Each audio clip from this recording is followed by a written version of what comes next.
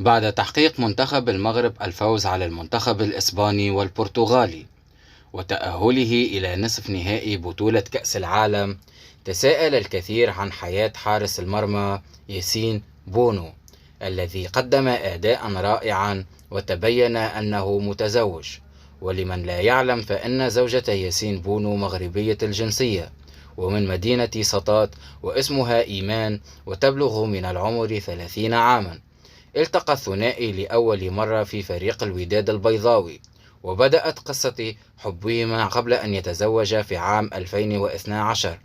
أنجب طفلهما الوحيد وانتقلا إلى إسبانيا بعد أن تلقى عرض عمل، إذ أنه حارس مرمى نادي إشبيليا.